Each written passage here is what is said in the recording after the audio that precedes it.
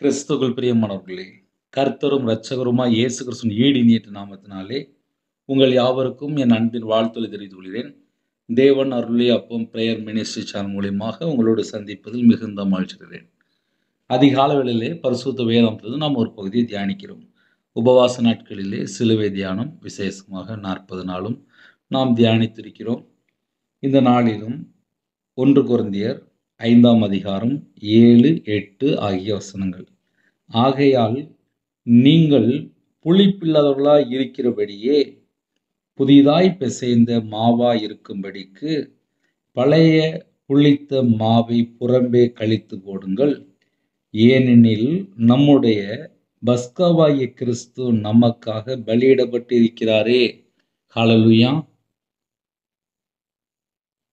கிறிஸ்துவுக்குள் பிரியமானவர்களே, நம்முடைய நம்முடைய நம்முடைய பஸ்காவாகிய கிறிஸ்து நமக்காக பலியிடப்பட்டு இருக்கிறாரே. அதிகால வேளையிலே இன்னைக்கு சிலுவை தியானத்திலே டைரியில யாரெல்லாம் எழுதி வைக்கிறீங்களோ எழுதி வைத்துக் கொள்ளலாம். நம்முடைய பஸ்காவாகிய கிறிஸ்து நமக்காக பலியிடப்பட்டிருக்கிறாரே. பஸ்காவாகிய கிறிஸ்து உலகத்தின் பாவத்தை சுமந்து தீர்க்கிற தேவாட்டுக்குட்டியா வெளிப்பட்டார். நம்ம எல்லாருடைய பாவத்தையும் தாமே சுமந்து கொண்டார். நீங்கள் புளிப்பில்லாதவர்களாய் இருக்கிறபடியே அப்படின்னா என்ன அர்த்தம் அப்படின்னா, நம்ம எல்லாரும் புது சிருஷ்டி. பழைய வாழ்க்கை, பழைய காரியங்கள், பழைய தேவையில்லாத சுபாவங்கள், தேவையில்லாத எண்ணங்கள், ஜென்ம சுபாவங்கள், தேவையில்லாத பழைய வார்த்தைகள், கெட்ட வார்த்தைகள், தூசணமான வார்த்தைகள், வம்பு வார்த்தைகள், இப்படி ஏகப்பட்ட காரியம் இருக்கு. இதெல்லாம் பழைய கேரக்டர், பழைய சுபாவம். இது எதுவுமே தொடரக்கூடாது என்கிறார். நீங்கள் புளிப்பில்லாதவர்களாய் இருக்கிறபடியே புதிதாய் பிசைந்த மாவாய் இருக்கும்படிக்கு பழைய புளித்த மாவை புறம்பே கழித்து போடுங்கள். அதில் அழகா ஒரு பாயிண்ட் சொல்றாரு. பழைய புளித்த மாவை புறம்பே கழித்து போடுங்கள். வீட்டில் இப்போ நம்ம கடைசி காலத்தில் நம்ம வாழ்கிறோம். வீட்டில் நம்ம மாவு, இட்லி மாவு, தோசை மாவு அப்படிம்போம். ஒரு 2 நாள் 3 நாள் 4 நாள் ஆயிட்டு அப்படின்னா அந்த மாவு ரொம்ப புளிச்சிரும். புதுசா உள்ள மாவுல சேர்க்க முடியாது. பழைய மாவு தனியா வச்சிருப்பாங்க. ரொம்ப புளிச்சிட்டு அப்படின்னா தூர போட்டுருவாங்க. அவ்வளோதான். ஃப்ரெஷ்ஷா மாவு இருந்தால் தான் நல்லாயிருக்கும். யூஸ் பண்ண நல்லாயிருக்கும். ரொம்ப புளிச்ச மாவு இருந்துச்சு அப்படின்னா அதை யூஸ் பண்ண முடியாது. ஆவிக்குரிய வாழ்க்கையில் ஒரு மனுஷன் வளரணும். என் லைஃப் நல்லா இருக்கணும், என் குடும்பம் நல்லா இருக்கணும், என் வாழ்க்கை நல்லா இருக்கணும், நான் 40 நாள் உபவாசம் இருந்திருக்கேன், என் குடும்பம் நல்லா இருக்கணும் அப்படின்னு சொல்லி யாரெல்லாம் தீர்மானம் எடுத்து அதிகாலையில் இரவு நேரத்தில் செய்தி கேட்குறீங்களோ, நம்ம எப்படி யோசித்து பார்க்கணும் அப்படின்னா, நம்முடைய வாழ்க்கையிலே பழைய சுபாவங்கள், பழைய எண்ணங்கள், பழைய நினைவுகள், பழைய காரியங்கள், தேவையில்லாத பழைய ஃப்ரெண்ட்ஷிப்பு, பழைய அழிந்து போகிற காரியம். அழிந்து போகிற காரியம் அப்படின்னா அது தெரியும். நம்ம வாழ்க்கையிலே நம்ம இப்படி ஒரு தவறான காரியம் அப்படின்னு சொல்லி நமக்கே ஆட்டோமேட்டிக்காக நமக்கு தெரியும். தப்பு, இது அநியாயமான காரியம், இது பாவ காரியம், இது அக்கிரமமான காரியம், இது மீறுதல், இது கர்த்தரை விட்டு நம்மளை பிரிக்கக்கூடிய காரியம், இது தேவையில்லாத ஃப்ரெண்ட்ஷிப்பு, இது தேவையில்லாத நபர், தேவையில்லாத அப்படின்னு சொல்லி எல்லாமே தெரியும். அதான் பழைய அந்த வேர்டு முக்கியம். பழைய புளித்த மாவை புறம்பே கழித்து போடுங்கள். கெட்டு போயிட்டு வீட்டில் ஒரு மாவு கெட்டு போயிட்டு அப்படின்னா அதை தூரத்துக்கு போட்டுருங்க அப்படிமோ. ஏன்னா புது மாவை கெடுத்துரும். அதனால முதல்ல பழசை ஃபுல்லாக கிளியர் பண்ணுங்க அப்படிமோ. அதே போலதான் ஆவிக்குரிய வாழ்க்கையில் நம்ம இருதயத்துக்குள்ள இயேசு கிறிஸ்து இருக்கணும் அப்படின்னா பழைய பழைய பழைய பழைய பழைய காரியங்கள் அது உள்ள வருதான்னு சொல்லி முதல்ல செக் பண்ணி பார்க்கணும். இதை ஏன் நம்ம காலையில் ஆழமா சொல்ல வேண்டியிருக்கு அப்படின்னா, நிறைய குடும்பத்துல ஞாயிற்றுக்கிழமை சர்ச்சைக்கு போவாங்க. அதுக்கப்புறம் வீட்டில் சில நேரத்தில் கையில் பைபிள் எடுத்து வாசிப்பாங்க. சில குடும்பத்தில் காலையில் ஜெபம் பண்ணுவாங்க. ஆனால் இந்த செல்போனு கையில் வந்துச்சு வந்துச்சு வந்துச்சு அதுக்கு தான் பாதி குடும்பத்தில் அடிமையாக இருக்கிறாங்க. ஒரு கடையில போய் ஜாமான் வாங்க போனா, அதுல ஒரு 3 பையன் வெளியில உட்காந்துட்டு கேம் தான் விளையாண்டுட்டு இருக்கான். யார்ட்டயும் இப்ப முகத்தெல்லாம் பார்க்கிறதெல்லாம் கிடையாது. அவனுக்கு உலகமே தெரிய மாட்டுக்கு. இன்னொரு 10 வருஷம் ஆச்சு அப்படின்னா, பக்கத்து வீட்ல என்ன நடந்தா கூட எனக்கு தெரியல அப்படின்னு சொல்லிட்டு அவன் பேசாம போயிட்டுருப்பான். வெளியில எட்டி கூட பார்க்க மாட்டான் போல இருக்கு. வீட்ல அம்மா, அப்பாவுக்கு உடம்பு சரியில்லன்னா கூட அவனுக்கு தெரியாது. ஏன்னா, அவன் மைண்ட் ஃபுல்லாவே செல்ஃபோன்ல தான் அடிமையா இருக்கு. சில வீட்ல மனைவிக்கு உடம்பு சரியில்லனா கூட கணவருக்கு தெரிய மாட்டுது. ஏன்னா, கணவர் செல்ஃபோன்ல மூழ்கி போய் கிடக்காரு. ஏன்னா, ராத்திரி 2 மணி, 3 மணி வரையும் செல்ஃபோன் பார்க்குறாங்க. காலையில தூங்கி எந்திரிச்சோனே 8 மணி, 9 மணிக்கு அப்படியே எந்திரிச்சு, அப்படியே வேலைக்கு போயிடுறாங்க. அப்புறம் நைட்டு வராங்க, மறுபடியும் செல்ஃபோன் எடுத்து படுத்துக்கிறாங்க. ஆக மொத்தம் வீட்ல அந்த பழைய சுபாவம், பழைய எண்ணங்கள், பழைய காரியங்கள் வீட்டுக்குள்ள வந்துட்டே இருந்துச்சு அப்படின்னா, அந்த குடும்பத்திலே ஆசீர்வாதம் எப்படி இருக்கும்? நம்ம நார்மலா யோசித்து பார்க்கலாம். சில குடும்பத்தில சொல்லுவாங்க, கணவன் மனைவிக்குள்ள பேசிடுவாங்க. 20 வருஷம் முன்னாடி நீங்க எப்படி இருந்தீங்க? 30 வருஷம் முன்னாடி நீங்க எப்படி இருந்தீங்க? 10 வருஷம் முன்னாடி நீங்க எப்படி இருந்தீங்க? இப்ப ஏன் இப்படி செல்ஃபோன்லயே உட்கார்ந்துருக்கிறீங்க? ஏன் இப்படி டிவி முன்னாடியே உட்கார்ந்துருக்கீங்க? அப்படின்னு சொல்லி வீட்ல நார்மலா பேசுவாங்க. அப்படின்னா என்ன அர்த்தம் அப்படின்னா, ஒரு காலத்துல நீங்க நல்லா இருந்தீங்களே, இப்போ இந்த வீட்ல இந்த செல்ஃபோன்லயும், இந்த டிவிலயும் ஏன் இவ்வளவு மணி நேரம் உட்கார்றீங்க? அப்படிம்பாங்க. அப்போ கர்த்தருடைய பிள்ளைகளு ஆவிக்குரிய வாழ்க்கையில வளரணும் அப்படின்னா, பக்கத்துல சர்ச் இருக்கு. ஆவிக்குரிய திருச்சபை இருக்கு. ஆவிக்குரிய பிள்ளைகள் இருக்காங்க. பரிசுத்தவான்கள் இருக்கிறாங்க. இன்னும் நமக்கு எத்தனையோ வேலைகள்லாம் இருக்கு. முழு நேர ஊழியம் இருக்கு. சுவிசேஷ ஊழியம் இருக்கு. பரிசுத்தவான்களுக்காக ஜெபிக்க வேண்டிய கடமைகள் இருக்கு. நம்ம செய்ய வேண்டிய வேலை 1000 வேலை இருக்கு. இந்த செல்போன்ல நெறைய குடும்பத்துல மூழ்கி கிடந்து அழிஞ்சிட்டு இருக்கிறாங்க. இது எல்லாமே பழைய புளித்த மாவை புறம்பே கழித்து போடுங்கள். அதுக்கு கீழ இன்னொரு ஆன்சர் வருது. பழைய புளித்த மாவோடு அல்ல, துர்க்குணம் பொல்லாப்பு என்னும் புளித்த மாவோடே அல்ல. அந்த வேர்ட நீங்க நல்லா கவனிக்கலாம். 1 கொரிந்தியர் 5ஆம் அதிகாரம் 8வது வசனம். ஆகையால் பழைய புளித்த மாவோடே அல்ல, அல்ல. துர்க்குணம் பொல்லாப்பு 2 பாயிண்ட் வருது. துர்க்குணம்னா கெட்ட குணம்.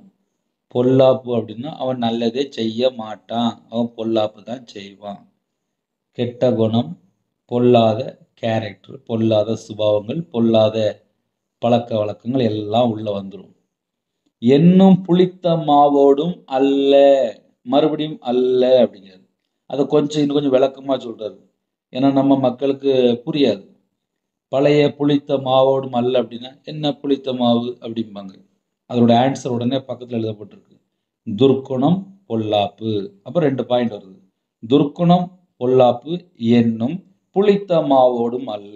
அப்ப பழைய புளித்த மாவு அப்படின்னா, பழைய துர்க்குணம், பழைய பொல்லாத காரியங்கள், பொல்லாப்பு. இது எதுவுமே ஒரு மனுஷனுடைய வாழ்க்கையில தொடரக்கூடாது. ஐயா, என் குடும்பம் ஆசீர்வாதமா இருக்கணும், என் வாழ்க்கை நல்லா இருக்கணும், நான் நல்லா இருக்கணும். நல்லா இருக்கணும்னு சொல்லி நம்ம வாயில சொல்லிறலாம்.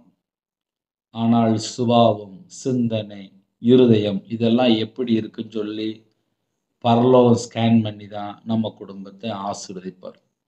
ரவிராஜே இருக்கிறேன் அப்படின்னா, தேவன் என் இருதயத்தை பார்ப்பார். அதனால எந்த குடும்பமும் தப்பிச்சு எங்கேயும் ஓடலாம் முடியாது. பைபிளுடைய சட்டம் இப்படிதான் இருக்கு. விடிய விடிய விடிய விடிய விடிய விடிய உட்காந்து அழுது அழுது ஜெபம் பண்ணிட்டு இருப்பாங்க. ஆனா வீட்டுல இருக்கிற மருமகளோ இல்ல மாமியாரோ உட்காந்து சண்டை போட்டுட்டு இருப்பாங்க. இது நிறைய குடும்பத்துல நார்மலா கேஷுவலா நடக்குது. ஒரு மாமியாருக்கு கவனிக்கிறதுக்கு மருமகளுக்கு ஒரு நல்ல உள்ளம் குறைஞ்சிட்டு வருது. ஏன் மருமகள் அப்படின்னு சொல்லி உரிமை கொண்டாடுற நிறைய மருமகள், மாமியார் எல்லாமே குறைஞ்சிட்டு வருது. அன்பு குறைஞ்சிட்டு வருதுப்பா. அதனோட பேசிக் என்ன அப்படின்னா அன்பு குறைஞ்சிட்டு வருது. எந்த அளவுக்கு நம்ம அன்பு கூறுறோமோ, அந்த அளவுக்கு தேவன் நமக்குள் வாசம் பண்ணுவார். தேவன் அன்பாகவே இருக்கிறார். கிறிஸ்டினுடைய முழு சாரம்சம் அப்படிம்பாங்க அன்பு. முதல்ல தேவன்ட்ட அன்பு கூறணும். 2வது உன்னை போல பிறனிடத்துல அன்பு கூறணும். பைபிள் சட்டத்துக்குள்ள வரும்போது தான் நம்ம வாழ்க்கை ஒரு வெற்றியுள்ள ஒரு வாழ்க்கை. அண்ணே நான் 40 நாள் உபவாசம் இருந்தேனே. சரி, சுபாவம் மாறி இருக்கா? எண்ணங்கள் மாறி இருக்கா? கேரக்டர் மாறி இருக்கா? ஏதாவது மாறி இருக்கா? இல்லையா? இதெல்லாம் நம்ம தான் உட்காந்து யோசித்து பார்க்கணும். இதை யோசித்து பார்த்து நம்மை நாம் ஆராய்ந்து ரெடி பண்ணி வெளியில வந்தா மட்டும்தான் ஸ்பிரிச்சுவல் growth நல்லா இருக்கும். துர்க்குணம், பொல்லாப்பு.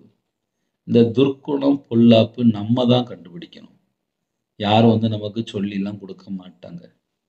நம்ம இருதயத்துக்குள்ள என்ன கேரக்டர் இருக்கு, என்ன துர்க்குணம் இருக்கு, என்ன பொல்லாப்பு இருக்கு, அது நமக்கு தெரியும். மற்ற மனுஷனுக்கு தெரியுதோ இல்லையோ, எல்லாருக்கும் தெரியும். சில குடும்பத்துல கண்ணு தப்பா வேலை பார்க்கும். சில குடும்பத்துல காது ஒட்டு கேட்கும். சில குடும்பத்துல பேசுற வார்த்தையில சுத்தமான வார்த்தை இருக்காது. கெட்ட வார்த்தைலாம் உள்ள வந்துரும். சில குடும்பத்தில இந்த சிந்தனை இருக்குல்ல, அது எப்போதுமே தப்பாவே உட்கார்ந்து யோசிச்சுட்டு இருக்கும்.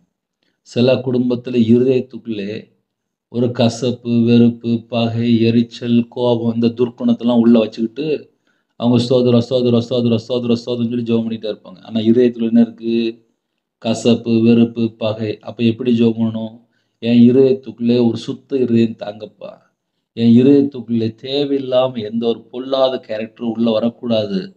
ஒரு துர்க்குணம் என் இருதயத்துக்குள்ள இருக்கக்கூடாது. இயேசு கிறிஸ்து என் இருதயத்துக்குள்ள வரணும் அப்படின்னா, என் இருதயத்த அப்பா உங்க ரத்தத்தினால கழுவி சுத்திகரிங்கப்பா. அப்ப நம்ம ஜெபிக்கிற பிள்ளைகளு ஒவ்வொரு வார்த்தை பேசும்போது என் இருதயத்த முதல்ல சுத்திகரிங்க. என் இருதயத்தை சுத்திகரிங்கப்பா. என் வாயில பேசுற வார்த்தையில தேவையில்லாம வார்த்தை வந்துரக்கூடாதுப்பா. பொய்யான வார்த்தை வந்துரக்கூடாதுப்பா. மாயமான வார்த்தை வந்துரக்கூடாதுப்பா. கபடான வார்த்தை வந்துரக்கூடாதுப்பா. மற்றவங்கள காயப்படுத்துற மாரி வார்த்தை வந்துரக்கூடாதுப்பா. புறங்கூறுற வார்த்தை வந்துரக்கூடாதுப்பா. வீண் வார்த்தை வந்துரக்கூடாதுப்பா. தேவனுக்கு பிரியமில்லாத வார்த்தை வந்துரக்கூடாதுப்பா. என் இருதயத்துக்குள்ள நீங்க வாங்க. என் இருதயத்துக்குள்ள நீங்க வாங்கப்பா. நீங்க வாங்கப்பா. இருதயத்துக்குள்ள இயேசு கிறிஸ்து வந்தா மட்டும்தான் நம்ம வாழ்க்கை, அந்த வாழ்க்கை ஸ்டைல், அந்த வாழ்க்கை ஆவிக்குரிய வாழ்க்கை, அந்த புது மனுஷன், அந்த புதிய மனுஷன் இதெல்லாம் எப்போ ஆப்ரேட் ஆகுது அப்படின்னா, புது இருதயம் நமக்கு வேணும். கல்லான இதயத்தை எடுத்து போட்டு சதையான இதயத்தை தருவார். அப்ப நம்ம ஜெபிக்கும்போது எப்படி ஜெபிக்கணும் அப்படின்னா, எனக்கு ஒரு புது இதயத்தை தாங்கப்பா. என் பழைய இருதயம் வந்து தேவையில்லாத துர்க்குணம், தேவையில்லாத பொல்லாப்பு இதெல்லாம் உள்ள இருக்கு. அதெல்லாம் அந்த அந்த இருதயமே எனக்கு வேண்டாம்ப்பா. எனக்கு ஒரு புது இருதயம் தாங்கப்பா. ஒரு புது ஹார்ட் தாங்கப்பா. அப்படி நம்ம ஜெபித்து, நம்ம வாழ்க்கைய புதுப்பிக்கணும். அப்ப கிறிஸ்டியன் வேதக்காரங்க, ஆவிக்குரிய பிள்ளைகள் அப்படின்னா, நாளுக்கு நாள் வளர்ச்சி. நாளுக்கு நாள் புதுப்பிக்கிற ஒரு கேரக்டர், புதுப்பிக்கிற சுபாவம். அதிகாலை வேளையிலே கர்த்தருடைய கிருபையினால இணைந்திருக்கிறீங்களா? கர்த்தருடைய நாமம் மகிமைப்படுவதாக. தேவனுடைய நாமம் மட்டும் மகிமைப்படட்டும். நம்ம செத்தா பரலோகத்துல நிக்கணும். அவ்வளவுதான். இங்க கண்ண மூடும்போது அங்க முழிக்கணும். அதுவும் கர்த்தருடைய வருகையிலே நம்ம மறுரூபமாக்கப்படணும். அப்ப நம்ம இருதயத்துக்குள்ளே தேவையில்லாத குப்பைகள், தேவையில்லாத வேஸ்ட் இதெல்லாம் வச்சு என்ன செய்ய? அப்ப நம்ம இருதயம் வந்து தேவனோடு கனெக்ட் ஆகணும். என் இருதயம் தேவனோடு கனெக்ட் ஆனதான் என் இருதயத்துக்குள்ள ஒரு சமாதானம் இருக்கும். என் இருதயத்துக்குள்ளே தேவையில்லாத உலக கவலை. எல்லார் வீட்லயும் ஒரு குடும்பம்னு சொல்லி ஒண்ணு இருக்கு. இப்ப ரவிராஜ் இருக்காங்க. ரவிராஜுக்கு ஒரு குடும்பம் இருக்கு. அந்த குடும்பத்துக்கு சில தேவைகள் உண்டு. அப்ப அந்த சில தேவைகள என்ன செய்யணும் அப்படின்னா, நம்ம முதலாவது தேவனுடைய ராஜ்யத்தையும், அவருடைய நீதியும் தேடும்போது, அப்பொழுது இவைகளெல்லாம் உங்களுக்கு கூட கொடுக்கப்படும் என்று எழுதப்பட்டிருக்கு. கர்த்தருடைய கிருபையினால 31 நாளும் சில தாய்மார்கள் இரவும் பகலுமா ஜெபிக்கிற தாய்மார்கள் உண்டு. ஒரு குடும்பத்திலே ஒரு தாயார் எனக்கு கூப்பிட்டாங்க. அவங்க 67 வயசு எனக்கு சொன்னாங்க. பிரதர் உங்க செய்திய வந்து நான் ஒரு சில மாசமா கேட்டுட்டு இருக்கேன். நான் என்னைக்கெல்லாம் உங்க செய்தி கேட்கிறேனோ, அன்னைக்கெல்லாம் எனக்கு நைட்டு படுத்த உடனே தூக்கம் வந்துருது. உங்க செய்திய நான் என்னைக்கெல்லாம் கேட்கலையோ, சில நேரத்துல எனக்கு தூக்கம் வரமாட்டுது பிரதர். அதுக்கப்புறம் உங்களுடைய வீட்ல உள்ள காரியங்கள சொன்னாங்க. அம்மா அத இப்படி இப்படி யோசிக்கணும், இப்படி இப்படி யோசிக்கக் கூடாது. அதுதான் உங்களுக்கு நைட் நேரத்துல இந்த மாரி டிஸ்டர்ப் பண்ணுது. அது வேண்டாம்மா. அப்படின்னு சொன்னா சரி பிரதர் அப்படின்னாங்க. அவங்க பேசினவங்க யார் அப்படின்னா ஒரு டீச்சர், ரிட்டையர் ஆன டீச்சர். அப்போ என்ன எதுக்காக இது சொல்கிறேன் அப்படின்னா, ராத்திரி நேரத்தில் கர்த்தருடைய கிருபையினாலே ஒரு 8 மணிக்கு நைட் நேரத்தில் தூங்கும் முன்பாக ஒரு செய்தி அனுப்பி அதில் ஒரு சின்ன ஜெபம்.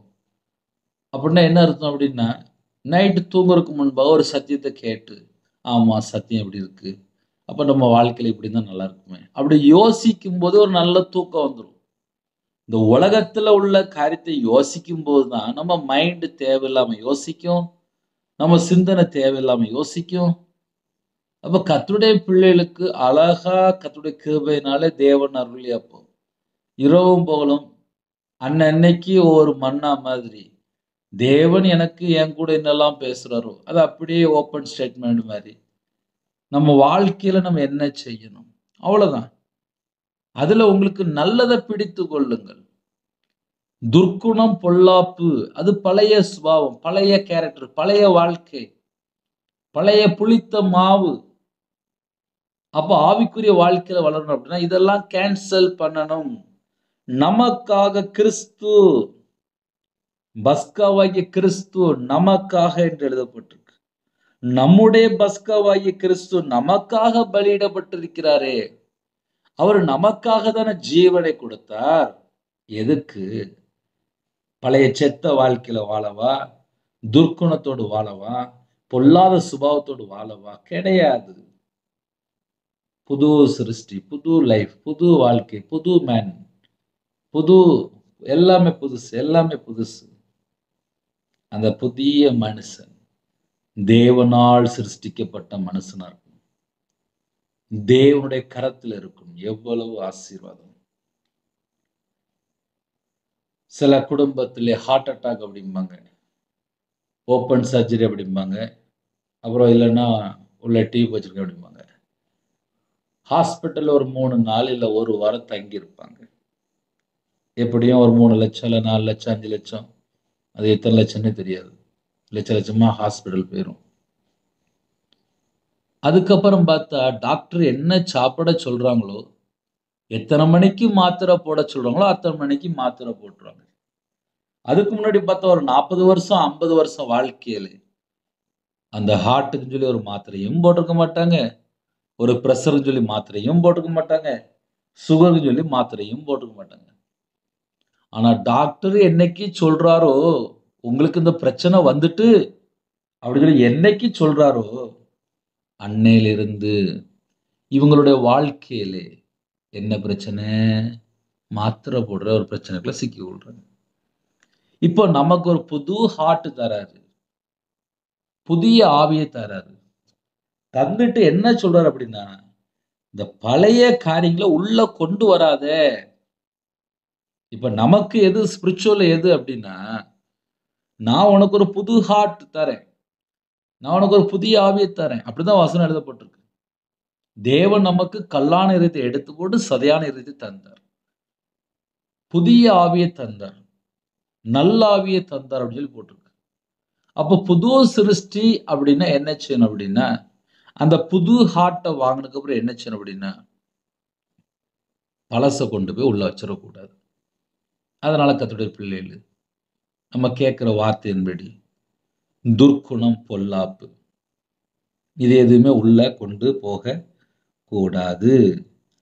துப்புரவு உண்மை. அடுத்த 2 பாயிண்ட் வருது. நம்ம இருதயத்துல அப்ப என்ன பிரதர் கொண்டு போகணும் அப்படின்னா, துப்புரவு. அப்படியே போட்டு துப்புரவு. 2வது உண்மை. நம்ம இருதயத்துல வைக்கக்கூடிய காரியங்கள் உண்மையான காரியமா இருக்கா? இந்த பொய்யான நாடகம் பார்த்தேன், நான் ஒரு 3 மணி நேரம் 4 மணி நேரம் படம் பார்த்தேன், அது செஞ்சேன் இது செஞ்சேன், அந்த தேவையில்லாம் வீண் கதை, அதெல்லாம் செட் ஆகாது. நம்ம இருதயத்துக்குள்ளே வைக்கக்கூடிய காரியங்கள் என்ன? துப்புரவு. அது ஒருவேளை நம்மளோட வாழ்க்கையிலே இதுவரைக்கும் நம்ம எப்படி வாழ்ந்தாலும் இப்போ எப்படி வாழ்றோம் எல்லாம் நம்ம செக் பண்ணி பார்க்க வேண்டும். நம்ம இருதயத்துக்குள்ள வைக்கக்கூடிய காரியங்கள் சுத்தமான காரியமா இருக்கா? அது நம்ம தான்ப்பா கண்டுபிடிக்கணும். நமக்கு எல்லாரும் யாரும் சொல்லிலாம் தரமாட்டாங்க. இப்ப நானே காலையில பேசினேன், இந்த பிரதர் எப்போ சீக்கிரமா முடிப்பாங்க அப்படின்னு யோசிக்கிற குடும்பமும் இருக்கு. ஏன்னா அவங்களுக்கு வெளியில கிளம்பிட்டு இருப்பாங்க. துப்புரவு அப்படின்னாலே தூய்மை, அழகல் தூய்மை. தவறான எந்த ஒரு காரியத்தையும் உள்ள கொண்டு வச்சிடக்கூடாது. தூய்மையான காரியத்தை கொண்டு இதயத்துல கொண்டு வைக்கணுமா. அப்படி நம்ம குடும்பம் இருந்துச்சு அப்படின்னா, அதுல தேவனோட நாமம் மகிமைப்படும். நம்ம இருதயத்துக்குள்ளே கர்த்தரை விட்டு தள்ளி போற காரியங்கள் முதல்ல எதெல்லாம் இருக்கு? அத நம்ம கண்டுபிடிச்சாச்சு அப்படின்னா, நம்ம குடும்பம் ஆசீர்வதிக்கப்படும்.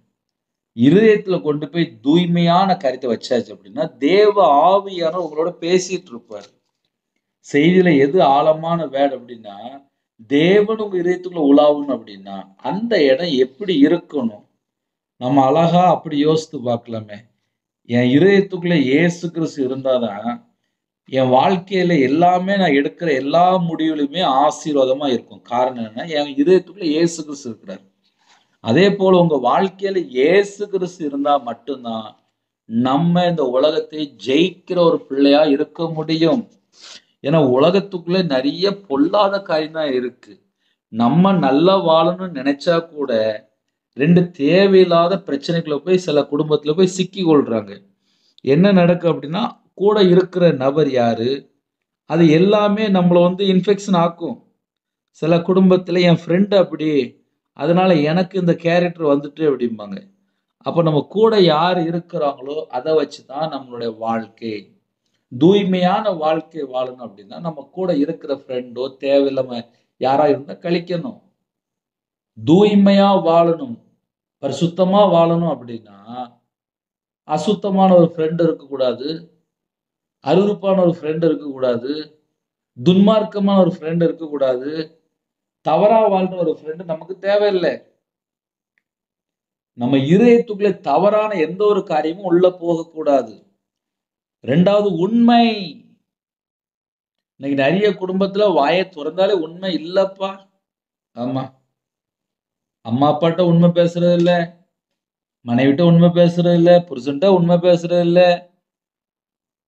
சர்ச்சில போய் தேவனுக்கு முன்பா இருக்கும்போது கூட உண்மையா இருக்கிறது இல்ல. எல்லாம் ஆமா எல்லாம் இஷ்டம் போல போகுது. அப்புறம் என் வாழ்க்கையில எனக்கு இந்த பிரச்சனை, எனக்கு அந்த பிரச்சனை உட்கார்ந்து ஒரே புலம்பிட்டு கிடப்பாங்க. காரணம் என்ன? கர்த்தரை விட்டு தள்ளி போய், கர்த்தரை விட்டு தள்ளி போய் உண்மை இல்லாத ஒரு வாழ்க்கை. அப்படின்னா என்ன பிரதர் அர்த்தம்? அப்படின்னா செத்த வாழ்க்கைன்னு அர்த்தம். உண்மையான வாழ்க்கை இருந்தா பரலோகத்துக்கு போய் சேருவோம். பொய்யா வாழ்ந்து எங்க போய் சேருவாங்க? அது 2ஆம் மரணமாய் அக்கினி கடல்னு சொல்லி போட்டிருக்கு. நமக்கு அங்க வேண்டாம். நமக்கு பரலோகம் தான் வேணும். நம்ம பரலோகத்துக்கு போற வேலையை பார்ப்போம். துப்புரவு உண்மை என்னும் புளிப்பில்லாத அப்பத்தோடு பண்டிகையை ஆசரிக்க கடவோம். புளிப்பில்லாத அப்பத்தோடு பண்டிகை ஆசரிக்க கடவோம் என்று எழுதப்பட்டிருக்கு. இது இன்னைக்குள்ள சிலுவை தியானம். இன்னைக்குள்ள சிலுவை தியானத்துல எதுப்பா முக்கியம் அப்படின்னா, நம்முடைய பஸ்கவாகிய கிறிஸ்து நமக்காக பலியிடப்பட்டு இருக்கிறாரே. சரி, நம்ம எப்படி வாழணும் அப்படின்னா, துர்க்குணம் பொல்லாப்பு இது வேண்டாமா? துப்புரவு உண்மை வேணுமா? இங்க 2 பாயிண்ட் கழிக்கணும், அங்க 2 பாயிண்ட் நம்ம செக் பண்ணணும். அப்ப கெட்ட குணம் உள்ள வரக்கூடாது, பொல்லாத காரியம் உள்ள வரக்கூடாது. அதுக்கு பதிலா தூய்மை, அதுக்கு பதிலா உண்மை. அப்ப நம்ம வாழ்க்கையிலே நம்ம இருதயம் தூய்மையா இருந்துச்சு, நம்ம இருதயத்துல ஒரு உண்மை இருந்துச்சு அப்படின்னா, நம்ம இதயத்துக்குள்ள நம்ம என்னெல்லாம் காரியத்தை யோசிக்கிறோமோ, அது எல்லாம் தேவன் நிறைவேற்றி நமக்கு தருவார். ஹல்லேலூயா. இப்படிப்பட்ட செய்தி உங்களுக்கு பிரயோஜனமா இருந்துச்சு அப்படின்னா, காலையில கேளுங்க, நைட்டும் கேளுங்க. இல்ல பிரதர் எங்களுக்கு டைம் இல்ல அப்படின்னா, ஒண்ணும் பிரச்சனை இல்ல. ஏன்னா, காலையில 1/2 அன் ஹவர் அப்படின்னா, ரொம்ப சில குடும்பத்திலாம் நேரமே இருக்காது. அதையும் தாண்டி தான் பேசிட்டு இருக்கோம். இன்னைக்கு வியாழக்கிழமை. மத்தேயு சுவிசேஷம் 26ஆம் அதிகாரம் 19 முதல் 28 ஆகிய வசனங்கள். அதுல நான் லைட்டா அப்படியே வாசிக்கிறேன். நீங்க கவனிச்சுக்கோங்க. உங்க கையில பைபிள் இருந்தா நீங்க எடுத்து எழுதி வைத்துக் கொள்ளலாம். இன்னைக்கு உள்ள அதிகாலையிலே வேத தியானம். மத்தேயு சுவிசேஷம் 26ஆம் அதிகாரம் 19 முதல் 28 ஆகிய வசனங்கள். இயேசு கற்பித்தபடி சீசர்கள் போய் பஸ்காவை ஆயத்தம் பண்ணினார்கள் என்று எழுதப்பட்டிருக்கு. பஸ்காவை ஆயத்தம் பண்ணினார்கள். அப்போ இன்னைக்கு உள்ள தேதியில நிறைய குடும்பத்துல சர்ச்சைக்கு போயிட்டு இருப்பீங்க. சாயங்கால நேரத்துல நிறைய குடும்பத்துல உங்களுக்கு தெரியும். சாயங்காலம் ஆனபோது பன்னிருவரோடு கூட அவர் பந்தியிருந்தார். அவர்கள் போஜனம் பண்ணுகையில், அவர் உங்களில் ஒருவன் என்னை காட்டிக் கொடுப்பான் என்று மெய்யாகவே உங்களுக்கு சொல்கிறேன் என்றார். அப்பொழுது அவர்கள் மிகவும் துக்கமடைந்து அவரை நோக்கி, ஆண்டவரே, நானோ நானோ என்று ஒவ்வொருவராய் கேட்கத் தொடங்கினார்கள். அவர் பிரதித்துரமாக, என்னோட கூட தாளத்தில் கையிடுகிறவனே என்னை காட்டிக் கொடுப்பான். மனுஷகுமாரன் தம்மை குறித்து எழுதியிருக்கிறபடி போகிறார். ஆகிலும் எந்த மனுஷனால் மனுஷகுமாரன் காட்டிக் கொடுக்கப்படுகிறாரோ அந்த மனுஷனுக்கு ஐயோ! அந்த மனுஷன் பிறவாதிருந்தானால் அவனுக்கு நலமாயிருக்கும் என்றார். அவரை காட்டிக் கொடுத்த யூதாசும் அவரை நோக்கி, ரபி, நானோ என்றான். அதற்கு அவர், நீ சொன்னபடிதான் என்றார். அவர்கள் போஜனம் பண்ணுகையில் இயேசு அப்பத்தை எடுத்து ஆசீர்வதித்து அப்பத்தை பெற்று சீசர்களுக்கு கொடுத்து, நீங்கள் வாங்கி புசியுங்கள், இது என்னுடைய சரீரமாய் இருக்கிறது என்றார். பின்பு பாத்திரத்தையும் எடுத்து ஸ்தோத்திரம் பண்ணி அவர்களுக்கு கொடுத்து, நீங்கள் எல்லாரும் இதிலே பானம் பண்ணுங்கள், இது பாவ மன்னிப்பு உண்டாகும்படி அநேகருக்காக சிந்தப்படுகிற புது உடன்படிக்கை உரிய என்னுடைய இரத்தமாய் இருக்கிறது என்றார். நமக்காக பஸ்காவாக, பஸ்கா ஆட்டுக்குட்டியாக கிறிஸ்து பலியிடப்பட்டிருக்கிறார். புது உடன்படிக்கையின் மத்தியஸ்தர். நம்ம வாழ்க்கை புதிய வாழ்க்கையா இருக்கணும். யாரெல்லாம் நற்கரணை எடுக்கிறீங்களோ, நம்ம வாழ்க்கையிலே பழைய துர்க்குணம், பழைய பொல்லாப்பு தொடருதா அப்படின்னு சொல்லி கொஞ்சம் செக் பண்ணிக்கோங்க. அதிக அளவிலே நம்ம ஜெபிக்க போறோம். ஏன்னா காலை வேளையிலே நிறைய குடும்பத்திலே எப்போ பாஸ்டர் சீக்கிரமா முடிப்பாங்க அப்படின்னு இணைந்திருப்பீங்க. இன்னைக்கு உள்ள செய்தி உங்களுக்கு மிகுந்த ஆசீர்வாதமா இருக்கும். பஸ்காவை ஆயத்தம் பண்ணினார்கள். அப்ப இன்னைக்கு இரவு நேரத்துல சர்ச்சில் பஸ்காவை பத்தி செய்தி பேசுவாங்க. முடிஞ்சா சாயங்காலம் சர்ச்சுக்கு போங்க. ஆவிக்குரிய பிள்ளைகளுக்கு இன்னைக்கு செய்தி என்ன பிரதர் அப்படின்னா, அவர்கள் போஜனம் பண்ணுகையில் இயேசு அப்பத்தை எடுத்து ஆசீர்வதித்து அதை பிட்டு சீசர்களுக்கு கொடுத்து, நீங்கள் வாங்கி புசியுங்கள். இதுல ஒரு முக்கியமான ஒரு பாயிண்ட் வருது. யாரெல்லாம் சர்ச்சில் போய் நம்ம நற்கரணை எடுக்கிறோமோ நம்ம எல்லாரும் சீசர்கள். நம்ம அதுல எந்த ஒரு மாற்று கருத்தும் இல்லை. யாரெல்லாம் சர்ச்சில் போய் விசுவாசியா தான் நான் இருக்கிறேன் அப்படின்னு சொல்லி யாரெல்லாம் நம்ம நினைச்சிட்டு இருக்கிறோமோ நம்ம எல்லாருமே சீசர்கள் தான். சீசர்களுக்கு கொடுத்து அப்படின்னு சொல்லி எழுதப்பட்டிருக்கு. சீசர்கள் அப்படின்னா இயேசுவை பின்பற்றுகிற பிள்ளைகள். அப்ப ஆவிக்குரிய வாழ்க்கையிலே நம்ம நற்கரணை எடுக்கிற பிள்ளைகள் கர்த்தருக்காக முழுசா அர்ப்பணிக்கப்பட்ட ஒரு வாழ்க்கையா இருக்கணும். சுயத்தை வெறுத்திருக்கணும். தனக்கு தனக்கு தனக்குன்னு சொல்லி வாழக்கூடாது. ஏன்னா நிறைய குடும்பத்திலே நற்கரணை எடுக்கிறாங்க, ஆனா வீட்டுல போய் பார்த்தா தனக்கு தனக்குன்னு சொல்லிதான் வாழ்ந்துட்டு இருக்காங்க. ஆனா வேதம் சொல்லுது சீசர்களுக்கு கொடுத்து.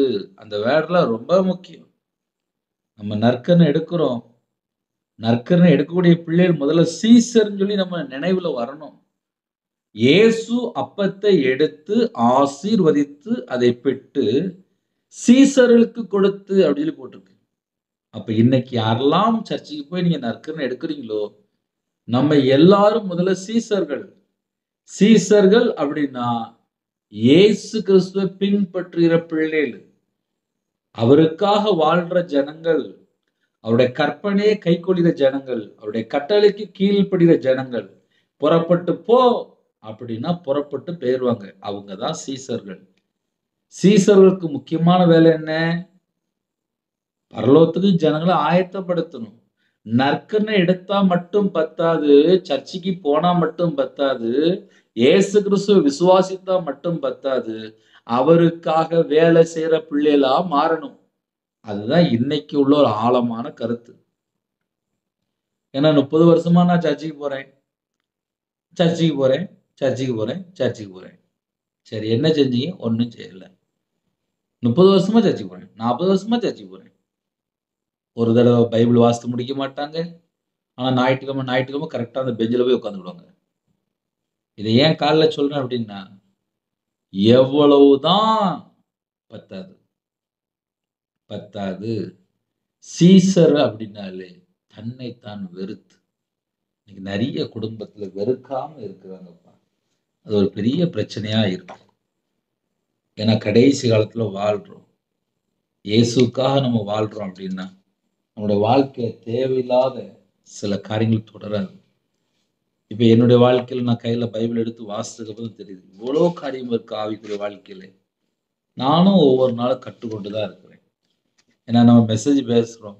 என் வாழ்க்கையில இன்னும் நான் எதுலலாம் ரெடி ஆகணும். ஒவ்வொன்னா உட்காந்து யோசித்துட்டு இருப்பேன். இத ஏன் காலைல சொல்லி தரேன் அப்டின்னா, ஆவிக்குரிய பிள்ளைகள் தேவனுடைய சமூகத்திலே அதிக அளவில இணைந்திருக்கிறீங்க. ரட்சிக்கப்பட்டதுக்கு அப்புறம் நம்மோட வாழ்க்கையில எந்த அளவுக்கு மாற்றம் இருக்கு? எந்த அளவுக்கு? இப்ப நான் 2015ல கையில பைபிள் எடுத்து வாசிக்க ஆரம்பிச்சேன். அதுக்கப்புறம் தான் என்னோட வாழ்க்கையிலே ஒரு திருப்புமுனை. கர்த்தருக்காக என்ன செய்யணும்? நான் வியாபாரத்துல இருக்கும்போது கடனுக்காக நெறைய பொய் பேசி வாங்கி குடுக்க முடியாம 50, 55 லட்ச ரூவா கஷ்டப்பட்டு சொந்த வீடெல்லாம் வித்து, வியாபாரத்தலாம் விட்டு நடுரோட்டுக்கு வந்த ஒரு வியாபாரி.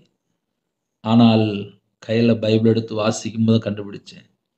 என் வாழ்க்கை தூய்மையா இல்ல. என் வாழ்க்கை உண்மையா இல்ல. என் வாழ்க்கையிலே கர்த்தருக்கு பிரியமான ஒரு வாழ்க்கை இல்ல. அப்படின்னு நெனச்சு வேதனைப்பட்டு நான் அழுத அந்த வேதனை தான் அதிகம். ஏன்னா கையில பைபிள் எடுத்து வாசிக்கும்போது, என் கூட பரிசுத்த ஆவியானவர் பேச ஆரம்பிச்சாரு. பரிசுத்த ஆவியானவர் பேசும்போது ஆட்டோமேட்டிக்கா கண்ணீர்லாம் வந்துரும். இன்னைக்கு நெறைய குடும்பத்தில ஏன் கடினமான இருதயமா இருக்கிறாங்க அப்படின்னா, அவங்க பைபிளும் வாசிக்க மாட்டாங்க. பரிசுத்த ஆவியானுக்கு இடமும் கொடுக்க மாட்டாங்க. தூய்மையா வாழ்றதுக்கு அர்ப்பணிக்கவும் மாட்டாங்க. உண்மையா வாழ்றதுக்கு அர்ப்பணிக்கவும் மாட்டாங்க. அர்ப்பணிக்கப்பட்டவங்க தான்ப்பா சீசர்கள். ஒருவேளை பிரதர் இதுவரைக்கும் நான் அர்ப்பணிக்கவே இல்ல அப்படின்னா, முதல்ல தூய்மையா வாழ்றதுக்கு அர்ப்பணிங்க. உண்மையா வாழ்றதுக்கு அர்ப்பணிங்க. அவருக்காக சீசரா வாழ்றதுக்கு அர்ப்பணிங்க. அவருடைய கட்டளைக்கு கீழ்ப்படிந்து கற்பனையை கைக்கொள்ளுங்க. அதுக்கப்புறம் தான் அடுத்த ஸ்டேஜ். அழகா எழுதப்பட்டிருக்கு. சீசர்களுக்கு கொடுத்து நீங்கள் வாங்கி புசியுங்கள். அப்போ வாங்கி புசிக்கிற பிள்ளைகள் எப்படி இருக்கணும் அப்படின்னா, எனக்காக இயேசு கிறிஸ்து அடிக்கப்பட்டார். எனக்காக பிட்கப்பட்டார். நமக்கு அந்த எண்ணம் உள்ள வரணும். நீங்கள் வாங்கி புசியுங்கள். இது என்னுடைய சரீரமா இருக்கிறது என்றார். அவரு சரீரத்த தான் நமக்கு கொடுத்திருக்காரு. அப்ப நற்கருணை எடுக்கிற பிள்ளைகள் எந்த அளவுக்கு நம்ம சில காரியங்கள் நம்ம யோசிக்கணும்னு சொல்லி நம்மை நாமே ஆராய்ந்து பார்ப்போம். பின்பு பாத்திரத்தையும் எடுத்து ஸ்தோத்திரம் பண்ணி அவர்களுக்கு கொடுத்து, நீங்கள் எல்லாரும் இதிலே பானம் பண்ணுங்கள். இது பாவ மன்னிப்பு உண்டாகும்படி அநேகருக்கா சிந்தப்படுகிற புது உடன்படிக்கைக்குரிய என்னுடைய இரத்தமா இருக்கிறது. அவர் இரத்தத்தை நமக்கா தந்திருக்காருப்பா. புது உடன்படிக்கையின் மத்தியஸ்தர். நமக்கா பிதாவிடத்துல பரிந்து பேசிக் கொண்டிருக்கிறார். இன்றும் பிதாவோட வலது புருஷத்துல பரிந்து பேசிக் கொண்டிருக்கிறார். என் பிள்ளை இன்னைக்கு மனம் திரும்பிரும். நமக்காக பரிந்து பேசிக் கொண்டிருக்கிறார். அதனால காலை வேளையில கர்த்தருடைய கிருபையினால இவ்வளவு நேரம் செய்தி கேட்டீங்க. ஒரு சின்ன ஜெபம் பண்ணி முடிச்சிருவோமா? இருக்கிற இடத்துல முழங்கால் போடுங்க. கிருபை மகிமை அந்த பரிசுத்தமுள்ள நல்ல பிதாவே உம்மை நன்றியோடு துதிக்கிறோம்ப்பா. இந்த நாளிலும் எங்களோட நீங்க நிறைய பேசியிருக்கீங்கப்பா. எங்க வாழ்க்கையில நாங்க கர்த்தரை விட்டு எங்கெல்லாம் அந்த துர்க்குணம், அந்த பொல்லாப்புன்னு சொல்லி நாங்க வாசித்தோம்ப்பா. எங்க வாழ்க்கையில எங்கெல்லாம் மிஸ்டேக் இருக்கோ, அதையெல்லாம் எடுத்து போட்டு, சதையான இதயத்தை தந்து, உம்முடைய நல்லாவிய தந்து, தூய்மையா வாழ்றதுக்கு, உண்மையா வாழ்றதுக்கு எங்களுக்கு கிருபை தாங்கப்பா. ஜெப அபிஷேகம் தாங்கப்பா. தியானிக்கிற அபிஷேகம் தாங்கப்பா. உம்முடைய வல்லமையினால நிரப்புங்க. உம்முடைய பிரசன்னத்தை மூடுங்க. பிறந்த நாள் கொண்டாடுறாங்க, திருமண நாள் கொண்டாடுறாங்க. கர்த்தர் கரம் தொட்டு 1000 மடங்கு ஆசீர்வதிங்க. ஆவிக்குரிய 9 கனிகளினாலும் ஆவிக்குரிய 9 வரங்களும் நிரப்புங்க. வெளியில புறப்படுறாங்க, வாகனத்துல போறாங்க, டிரைவிங் லைன்ல போறாங்க. சில குடும்பத்திலே வியாபாரத்துக்கு போகிறாங்க, கம்பெனி போகிறாங்க, சிறுபிள்ளைகள் முதல் கொண்டு முதியோர்கள் எல்லாரையும் கர்த்தருடைய கரத்தில் அர்ப்பணிக்கிறோம். கர்த்தர் கூட இந்த ஆசீர்வதிங்க. காலை வேளையில உபவாச நாட்களிலே அப்பா பொறுமையா செய்தி கேட்டாங்க. அந்த குடும்பத்தை கர்த்தர் ஆசீர்வதிங்க. பலகணிகளை திறந்து ஆசீர்வதிங்க.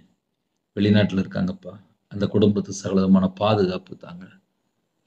சிறுபிள்ளை முதல் கொண்டு முதியோர் எல்லாரையும் ஆசீர்வதிச்சிருங்க. கடனில் கஷ்டப்படுறாங்க, பேங்க்ல ஜொல்லோ இருக்கு, நகை நிறைய குடும்பத்தை திருப்ப முடியாத அளவுக்கு பிரச்சனை இருக்கு, இன்னுமா நிறைய லோன், எல்லாவற்றையும் கர்த்தர் மாற்றித்தாங்க.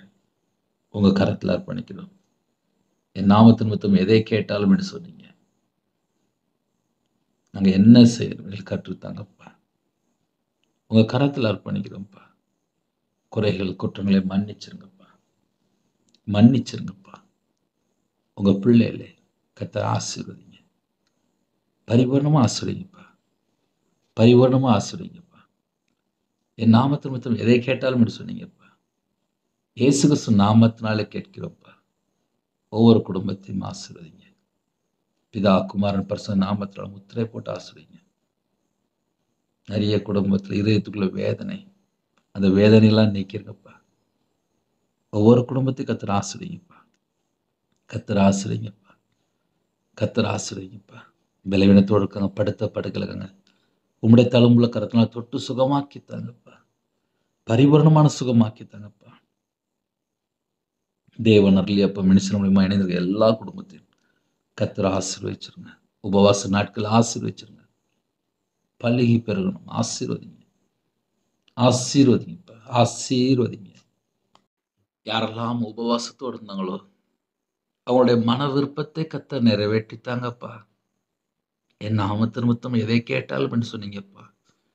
இயேசு கிறிஸ்து நாமத்தினால கேட்கிறோம்ப்பா, இயேசு கிறிஸ்து நாமத்தினால கேட்கிறோம். உடைந்த உள்ளங்கள், காயத்தோடு இருக்கிறாங்க, பிரிவினை, கோர்ட்டு கேஸ் சொல்லியிருக்கு, கடன், உபத்திரம், பாடுகள், நிந்தைகள், பல சூழ்நிலை மத்தியில் உபவாசம் இருக்காங்க. தனிமை, பிள்ளைகள் பேச மாட்டேங்குது, குடும்பத்துக்குள்ளே நிம்மதியில்லாத வாழ்க்கை, கண்ணீரோடு இருந்திருக்காங்கப்பா. பிள்ளைகளை தொடுங்கப்பா, தொடுங்கப்பா, பிள்ளைகளை தொடுங்கப்பா. இத்தனை நாள் உபவாசம் இருந்தாங்கப்பா, தொடுங்கப்பா. ஒவ்வொரு குடும்பத்தையும் தொடுங்கப்பா. கர்த்தர் தொற்றுங்கப்பா. நீ தொட்டாலே போதும்ப்பா, அந்த சந்ததி ஆசீர்வதிக்கப்படும்ப்பா. உங்களுடைய தழும்புள்ள கரத்தினால தொட்டா போதும்ப்பா. உங்களுடைய தலையெழுத்து எல்லாம் சரீரமே மாறிடும், வாழ்க்கையே மாறிடும்ப்பா. சில குடும்பத்தை சொல்லுவாங்க, என் வாழ்க்கையே போச்சு அப்படிம்பாங்கப்பா. ஆனா உங்களுடைய கரம் எங்க மேல தொட்டா போதும்ப்பா, எங்களுடைய முழு லைஃப் புதுசா மாறிடும்ப்பா, புதுசா மாறிடும்ப்பா. அந்த கிருபை எங்களுக்கு வேணும்ப்பா, அந்த கிருபை எங்களுக்கு வேணும்ப்பா, அந்த கிருபை எங்களுக்கு வேணும்ப்பா. நாங்க புது சிருஷ்டியா மாறணும்ப்பா. தலைமுறை சாபத்தை எல்லாம் நீக்கி போட்டுருங்கப்பா. உங்க கண்கள் எங்களுக்கு இரக்கம் கிடைச்சா போதும்ப்பா, மன்னிப்பு கிடைச்சா போதும்ப்பா. பாவ மன்னிப்பு உண்டாகும்படி அநேகருக்கா சிந்தப்படுகிற புது உடன்படிக்கையின் மத்தியஸ்தர் என்று எழுதப்பட்டு எங்களுக்காக தான்ப்பா ஜீவனை தந்தீங்க. பிதாவிடத்துல பரிந்து பேசுறீங்கப்பா.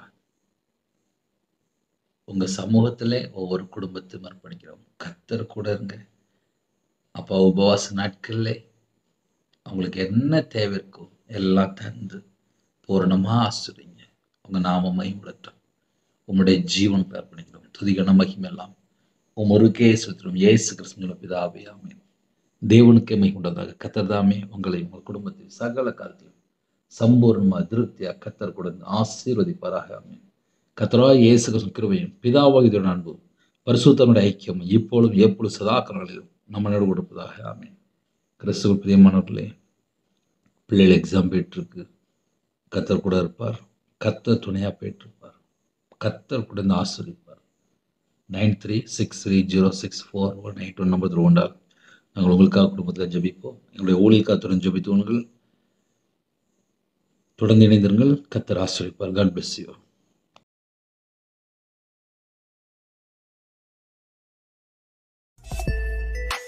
Thanks for watching. Please subscribe our channel. Click the like and share. Click the bell. God bless you.